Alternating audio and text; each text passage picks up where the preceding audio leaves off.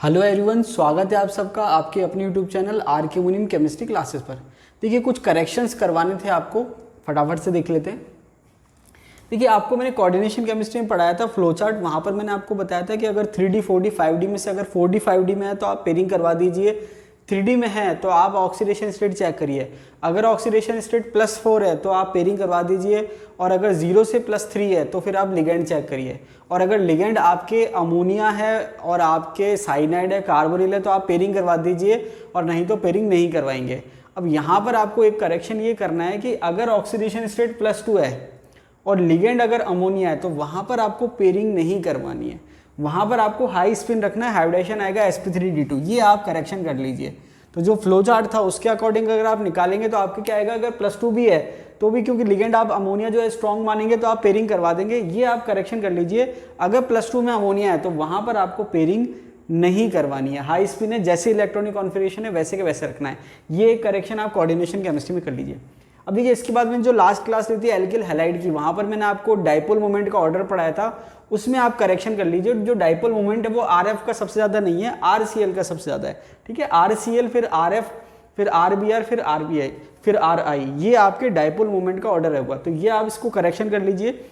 ये मैंने RF ज़्यादा करवा दिया था और RCl कम करवा दिया था, इसमें आप करेक्शन कर लीजिए। बेसिकली ये करेक्शन आपको करना है। इसके बाद अगर हम डार्जन प्रोसेस की बात करें तो डार्जन प्रोसेस में आपको ध्यान ये रखना है कि अगर आप SNI मैकेनिज्म करवा रहे हो, जो कि बेसिकली हम डार्जन प्रोसेस पढ़ते हैं, इंटरनल न्यूक्लियोफिलिक सब्स्टिट्यूशन रिएक्शन, तो वहाँ पर आपको ध्यान रखना है कि आपके प्रीडिन एब्सेंट होनी चाहिए। क्या होनी चाहिए? प्रीडिन एब्सेंट होनी चाहिए।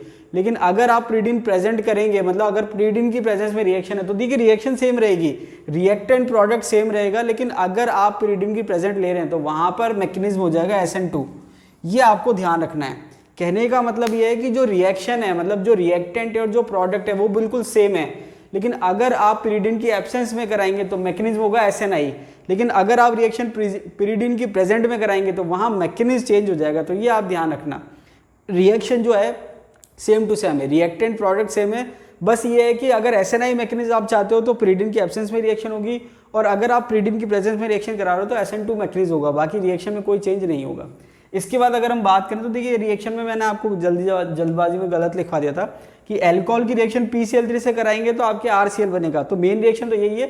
हालांकि बहुत ज़्यादा इसमें कोई ऐसी नीड या कोई बहुत ज़्यादा फर्क नहीं पड़ा था, लेकिन फिर भी करेक्शन करवाना मैं आपको कराता हूँ। तो देखिए, एल्कोहल की रिएक्शन PCl3 या PCl5 से कराएंगे तो आपके क्या बनेगा, RCl। लेकिन जो साइड प्रोडक्ट है वो क्या बनेगा, H3PO3। ये आपके मैंने गलती से कुछ और लिखवा दिया था, तो H3PO3 जो है साइड प्रोडक्ट है। हालांकि कोई पूछता नहीं है, लेकिन फिर भी आपको मैं करेक्शन करवा देता हूँ। तो यहाँ पर अल्कोहल की रिएक्शन PCl3 से कराएंगे तो RCl बनेगा।